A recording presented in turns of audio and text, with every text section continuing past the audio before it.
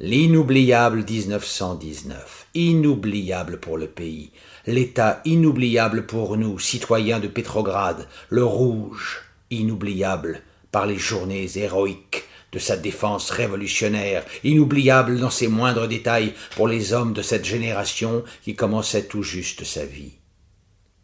À chaque pas, des obstacles. La Révolution avait tout bouleversé et elle posait devant chacun des tâches inattendues par leur nouveauté. L'existence se fit dure. Nous passâmes l'hiver dans un appartement à peine chauffé dont les murs se couvraient de givre. Nous ne mangions pas à notre faim. Au printemps, nous connûmes la famine. J'étais affaibli. J'avais toujours faim. Mais la bonne humeur ne me quittait pas.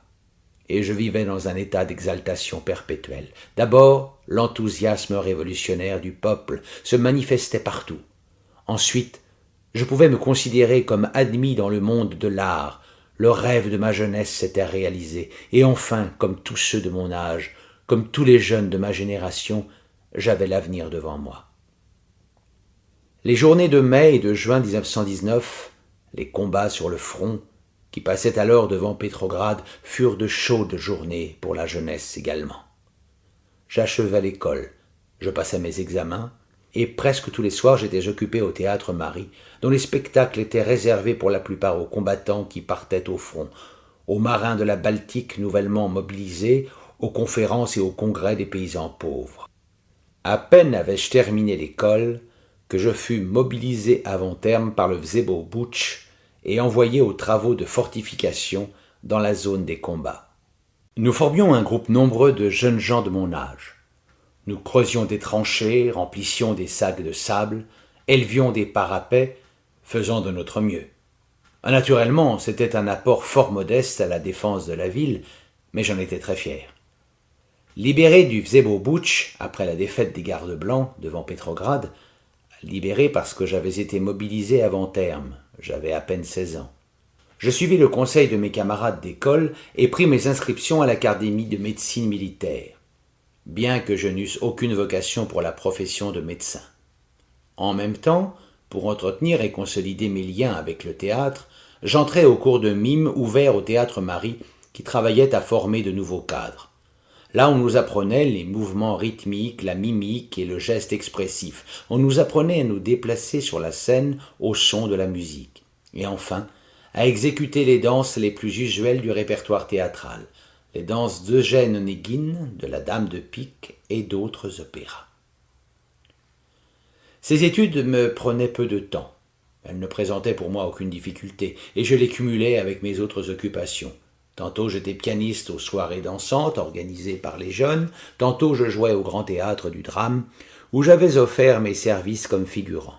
Ma famille vivant dans la gêne, je cherchais le moyen de gagner quelque argent. Le Grand Théâtre du Drame fut le premier théâtre créé à Pétrograd sous les soviets, et il jouissait d'une grande popularité parmi la jeunesse.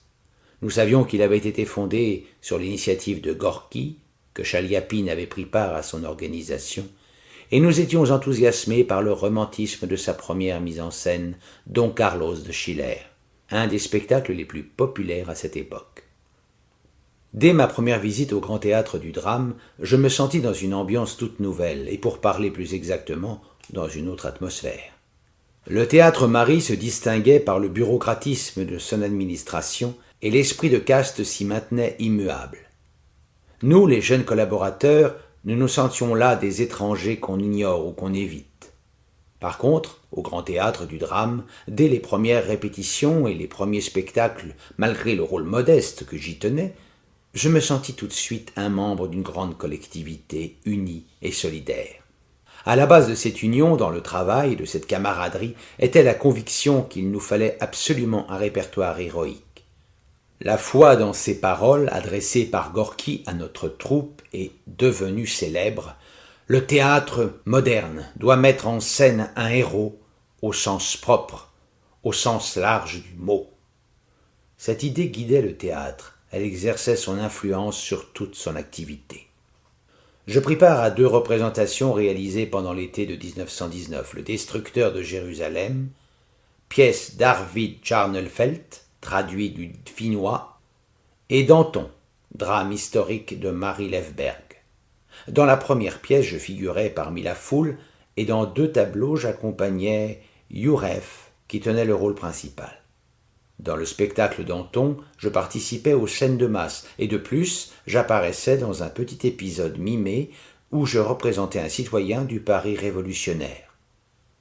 Les metteurs en scène nous expliquèrent en détail nos petits rôles, et nous invitèrent aux répétitions des spectacles dans lesquels nous ne figurions pas. Je pus ainsi assister aux répétitions des Brigands de Schiller, observer de près le metteur en scène Soukevitch et les interprètes des rôles principaux, Maximov, Monakov. Dans une certaine mesure, je m'initiais à l'art dramatique. Le répertoire romantique, avec ses passions en lutte qui élevaient la personnalité du héros, qui l'idéalisait même, répondait alors bien mieux à la façon de sentir de la jeunesse que le petit drame psychologique. Il me plaisait également. Cependant, je rêvais toujours de l'opéra qui, à mon avis, était une synthèse de tous les arts parmi lesquels j'accordais la première place à la musique. C'est pourquoi j'attendais anxieux le concours des mimes au Théâtre Marie, où je croyais trouver la clé de mon avenir. Je passais le concours. J'exécutais 2 études avec accompagnement musical. On m'engagea en qualité de mime de 3e catégorie, et le 23 juillet 1919, je signai avec le théâtre mon premier contrat. Le Théâtre Marie déployait une activité de plus en plus intense, dans une situation fort complexe, dans des conditions extraordinairement difficiles. Il accomplissait en conscience la tâche qui lui incombait. Il initiait les grandes masses du peuple à la musique classique russe, combattant avec une ardeur nouvelle pour la maîtrise de l'exécution, sans jamais en rabaisser le niveau. La Révolution envahissait la scène du Théâtre Marie. Elle exerçait une influence toujours plus grande sur son activité artistique. Les congrès et les conférences qui très souvent se réunissaient dans la salle du théâtre se terminaient par des concerts et des spectacles, des scènes de masse solennelles et des tableaux vivants sur des sujets révolutionnaires. Tous les spectacles étaient gratuits. Les billets étaient distribués parmi les ouvriers, les étudiants et les écoliers. Mais on réservait la majorité des représentations à la flotte et à l'Armée rouge.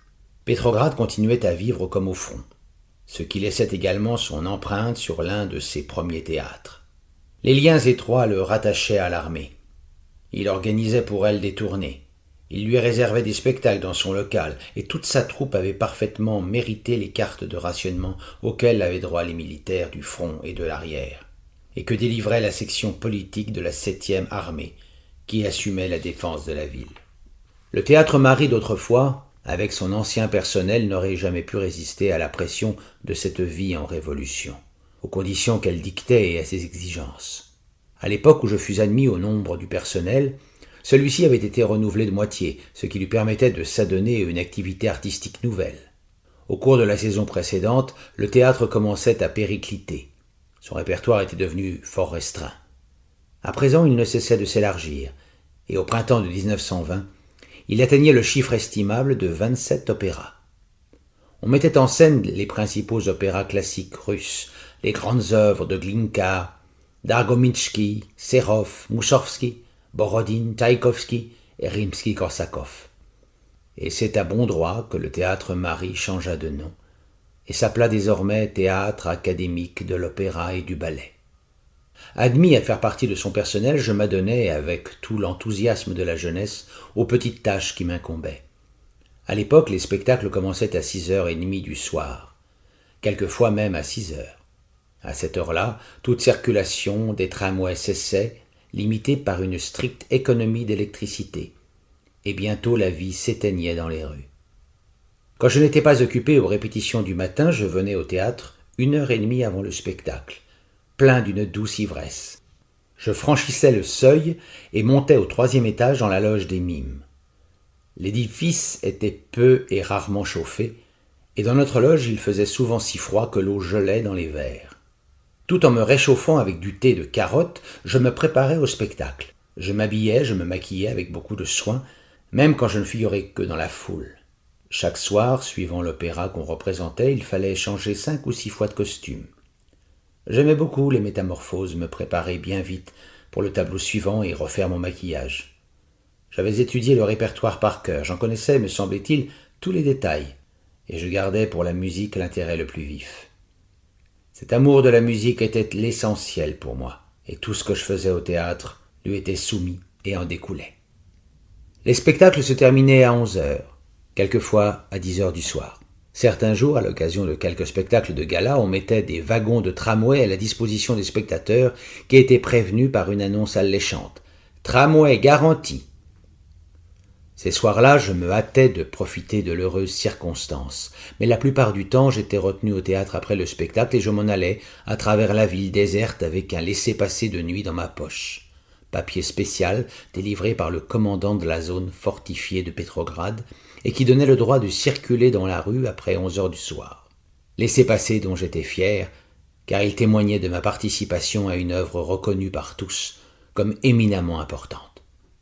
Je n'oublierai jamais ces voyages interrompus maintes fois par l'appel des patrouilles qui vérifiaient les laissez-passer. Je n'oublierai jamais le printemps et l'été de 1919, lorsque la ligne du front passait à proximité des faubourgs de la ville et que les tracts signés Lénine étaient collés dans les rues et dans l'édifice même de notre théâtre.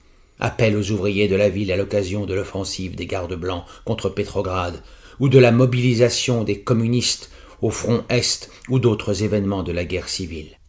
J'étais fier de la part, fût-elle modeste, que je prenais aux fêtes révolutionnaires, dans les représentations théâtrales, dans les apothéoses allégoriques et surtout dans les grandes mises en scène sur les places de la ville pendant les fêtes d'octobre et du 1er mai. En 1920, dans une représentation grandiose, la prise du palais d'hiver, donnée sur la place Dvortsvaya, le jour du 3e anniversaire de la Révolution d'octobre, je représentais un haut fonctionnaire du tsar, ministre bureaucrate, en tenue de cour et avec un tricorne. Ennemi perfide et pusillanime, la foule qui envahissait la place accueillit mon personnage par des huées qui me parurent plus suaves que des applaudissements. Bien que je fusse très occupé dans le répertoire du théâtre, on me permettait néanmoins de prendre part à ces fêtes mémorables par leurs envergures et l'enthousiasme révolutionnaire qu'elles suscitaient dans le peuple. Mais je reviens au théâtre qui m'absorbait entièrement. Tout captivait mon attention dans ce grand organisme si complexe. Les premiers temps, je m'intéressais beaucoup à la technique de la mise en scène. Je ne manquais pas de pénétrer sous la scène pour voir comment fonctionnait la trappe, et de la coulisse j'observais curieux les envolées féeriques, et dans La Belle au bois dormant, le mouvement des décors. Je me passionnais encore davantage pour le chœur dont le niveau musical était très élevé. Je ne manquais jamais d'écouter encore et encore les chefs-d'œuvre, tels que le chœur féminin du dernier tableau de la Pskovileten, celui des paysans dans Le Prince Igor, et le chœur des Strezzi dans la Kovanchina, toujours bissé par le public. Mais j'aimais par-dessus tout notre excellent orchestre, et je m'efforçais de ne rater aucune répétition. Nous affectionnions, avec mon ami Mavrinsky, une loge en bas, juste au-dessus des instruments de percussion. De là, on voyait parfaitement les musiciens ainsi que le chef d'orchestre. Peu à peu, je me familiarisais si bien avec les partitions que je commençais à comprendre les corrections apportées par le chef d'orchestre, à deviner pourquoi ce dernier interrompait les musiciens. Et je prenais sincèrement à cœur les erreurs inévitables au cours des répétitions. Quelques mots en passant sur un phénomène particulier contre lequel on ne pouvait rien. Comme il faisait très froid dans le théâtre mal chauffé, sur la scène et dans la salle, la température dépassait rarement 5 ou 6 degrés.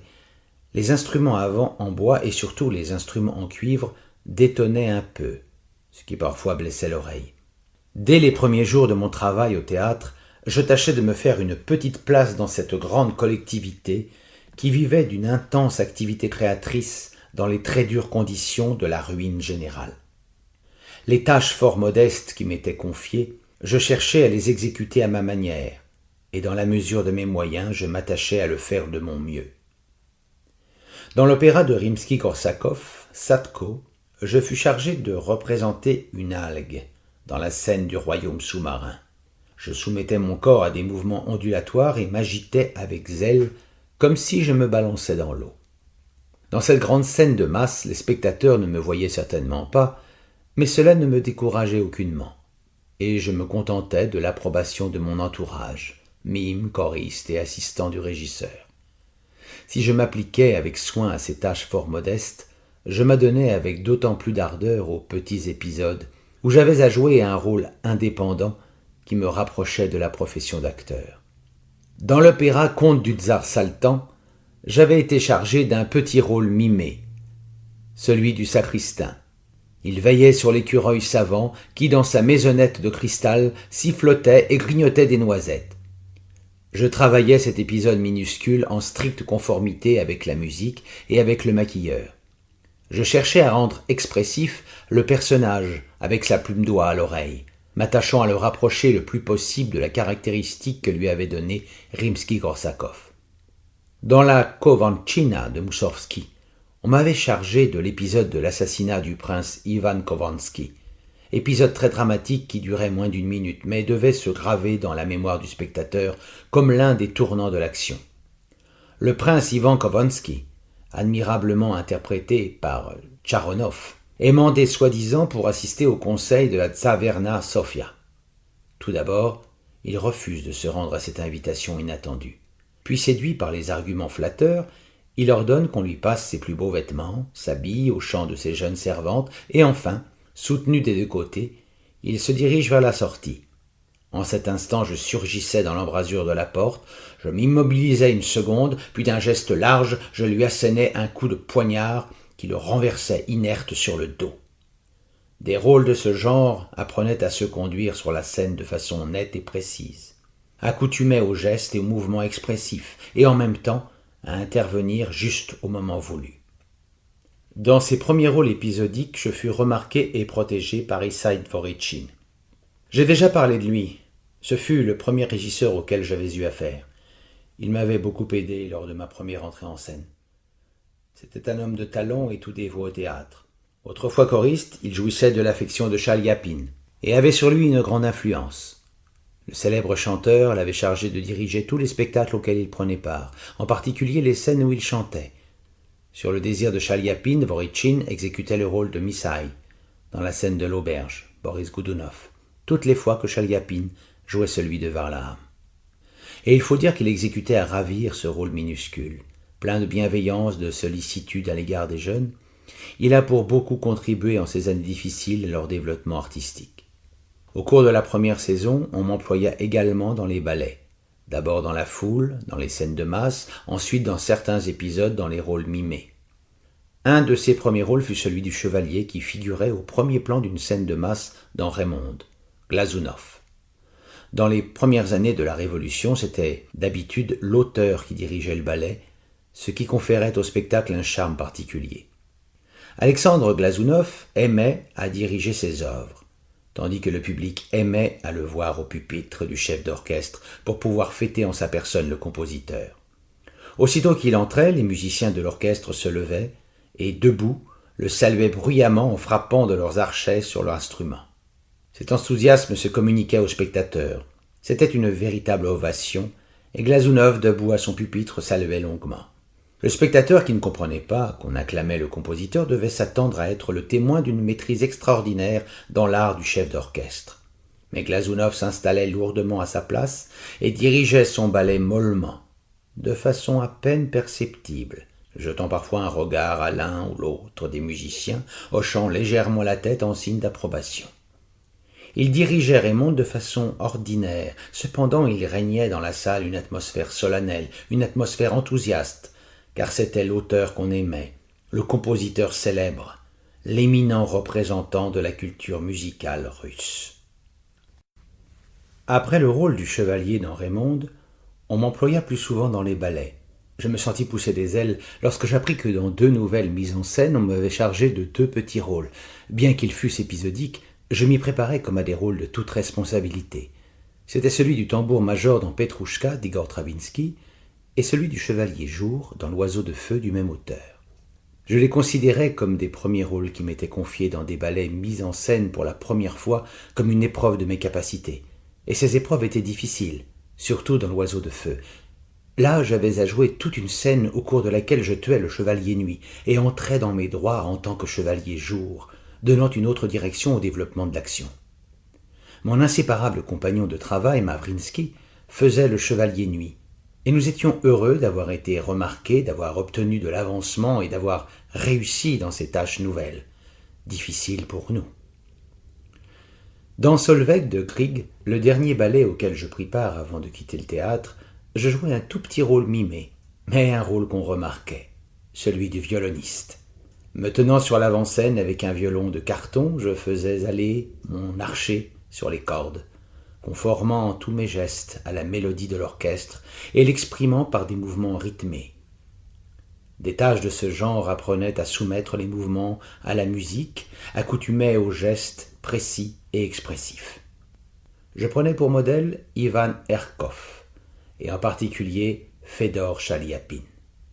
Pendant les minutes libres que me laissaient les multiples travestissements, je ne manquais jamais de les observer de la coulisse. Ils avaient acquis au plus haut degré l'art du geste sobre, laconique et expressif, qui se manifestait même dans les rôles épisodiques. Je n'oublierai jamais Herkov dans le rôle de Finn, Ruslan et Ludmilla. Il avait campé un personnage véritablement épique, inoubliable, et la figure monumentale de Chaliapine dans la courte partition du Vareg de Sadko, limitée à une seule entrée en scène. S'appuyant sur un glaive haut et lourd, il se dressait tel une statue de granit, et n'écartait largement le bras d'un geste extraordinairement plastique, en pleine conformité avec le texte et la musique, qu'au début de son air aux mots « Sur les rocs menaçants, le flot hurlant se brise, et blanc d'écume s'enfuit tourbillonnant. » Ce geste accompagnait les mots « s'enfuit tourbillonnant », après quoi Chaliapine ramenait lentement le bras droit sur la poignée de son glaive et se figeait dans l'immobilité la plus complète. La force suggestive de ce détail était surprenante. Herkov bouleversait l'auditoire dans la partition de Grishka Kuterma, le faible d'esprit de la légende de Kitej, la ville invisible de Rimsky-Korsakov. Ce personnage est en vérité une création géniale de notre célèbre chanteur et comédien. Le timbre guttural de la voix de Herkov faisant organiquement partie de la caractéristique du personnage qui semblait inconcevable sans les couleurs particulières au timbre du chanteur. J'ai eu la possibilité d'observer Chaliapine dans les scènes auxquelles je prenais part et où j'entrais en contact direct avec lui. Et, comme à l'époque son répertoire était très riche et qu'il chantait beaucoup, comme il n'avait jamais chanté avant la Révolution, 10 à 12 spectacles par mois, cette possibilité se présentait assez souvent. Ainsi, dès les premiers jours, quand je n'étais encore qu'un figurant, je jouais invariablement dans Judith. J'étais chef de file dans la procession solennelle de l'armée assyrienne qui se déroulait devant la tente d'Holoferne Chaliapine. Il se dressait, imposant et terrible dans sa colère contenue, et quand je m'approchais de lui, j'en avais la chair de poule. Dans l'acte suivant, dans la scène de l'enivrement, malgré la violence de ses transports amoureux, il restait toujours majestueux. J'étais l'un des gardes du corps, et je fus pris d'un véritable tremblement lorsqu'à la fin de cet épisode, il s'affala à bout de force, aux pieds de Judith.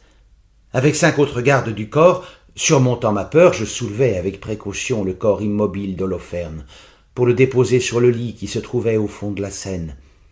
Étonné, j'entendis soudain Chaliapine qui chuchotait doucement « Merci, camarade, merci, camarade. » En ces années-là, le talent de Chaliapine était à son apogée, et son art de la métamorphose constituait un modèle incomparable et inaccessible.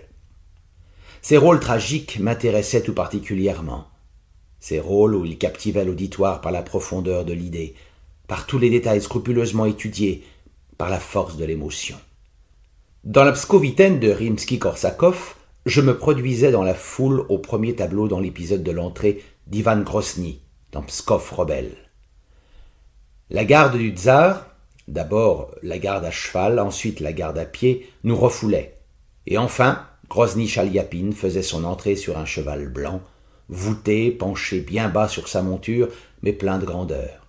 Il promenait un regard lourd et sévère sur la foule insurgée, et même à le voir de près, on avait l'impression que ses paupières séniles s'injectaient de sang. Il ne prononçait pas une parole, c'était une scène muette, une espèce de tableau vivant. Mais le caractère du personnage était déjà nettement dessiné.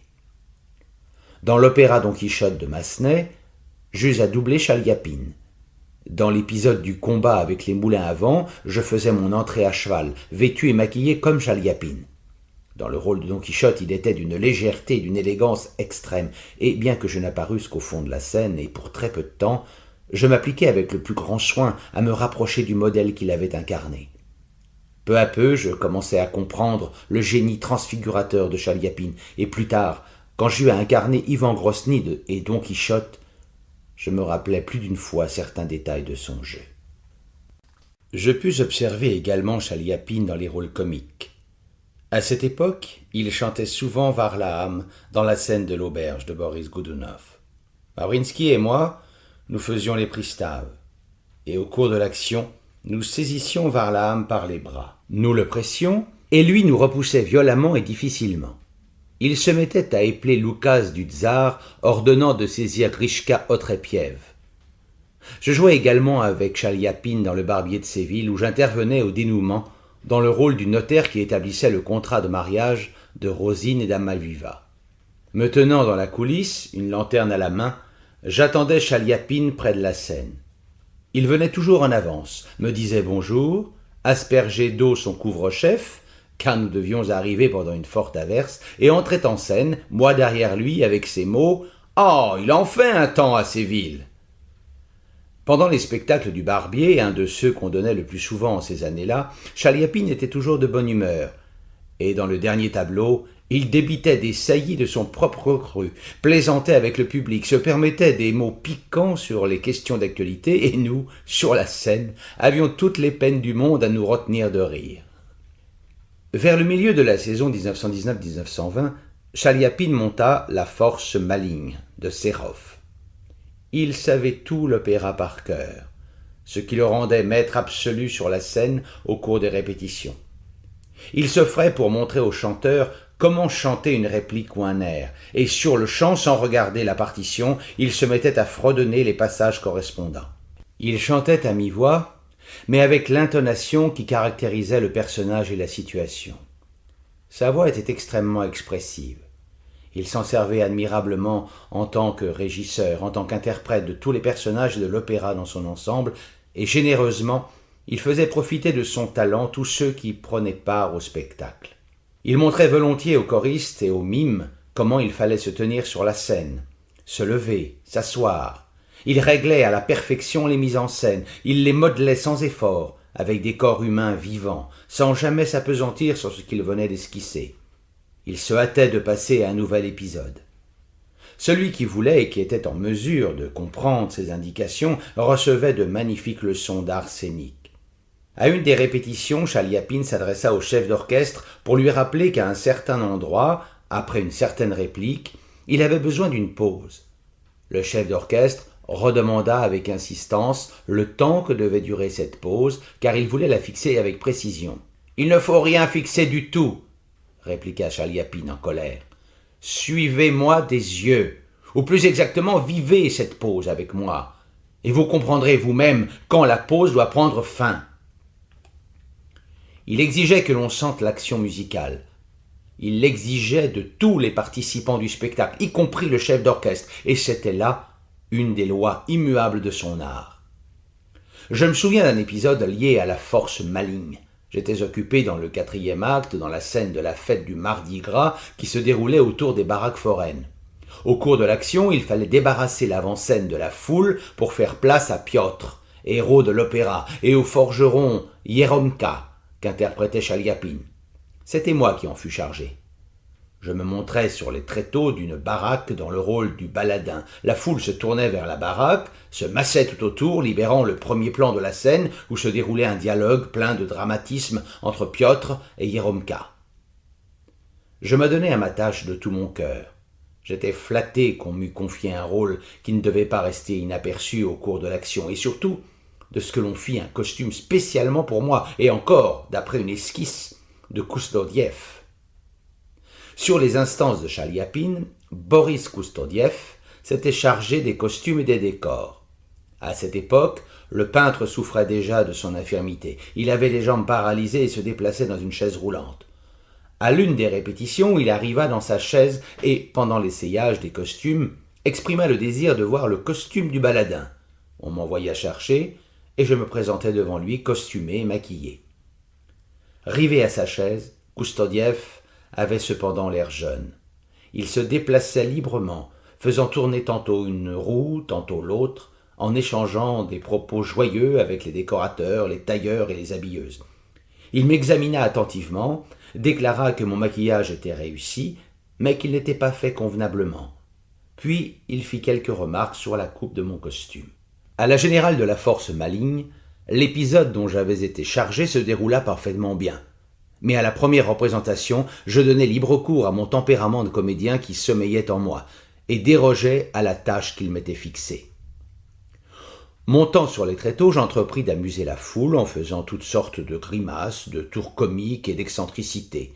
Un rire fusa dans la foule, puis dans la salle.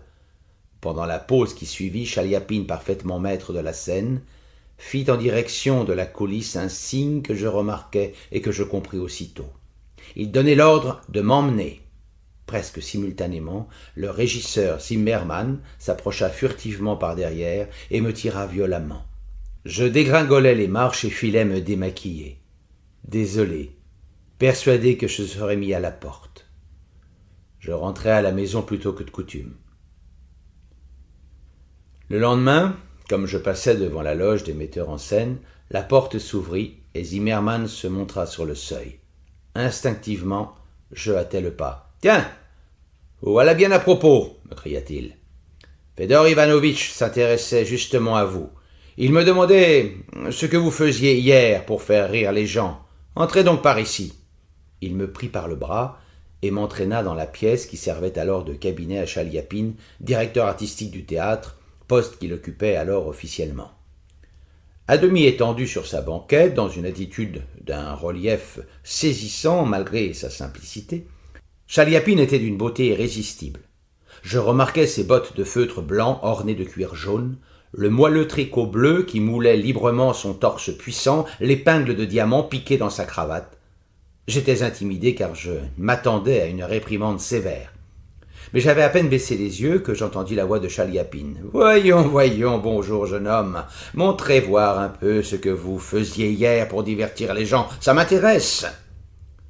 Heureux de voir que l'affaire se passerait sans explication, ce dont j'avais très peur pour cette raison encore que je bégayais assez fort à cette époque, je montrais volontiers les tours que j'avais faits la veille sur les tréteaux forains. Encore enfant, j'aimais la parodie et les excentricités. Je ne me rappelle pas d'où me venait cette inclination, probablement de l'école où je m'étais produit devant mes camarades pendant les récréations. Je me plaisais à imiter les gens de notre entourage, à singer les côtés plaisants de leur extérieur ou de leur conduite, à amuser mes camarades par des tours et des bouffonneries.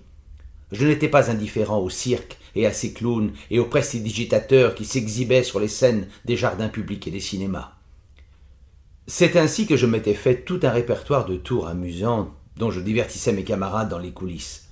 Pendant la pantomime du baladin sur les tréteaux, j'avais involontairement donné libre cours à mes dons de clown et à présent je devais payer pour le méfait.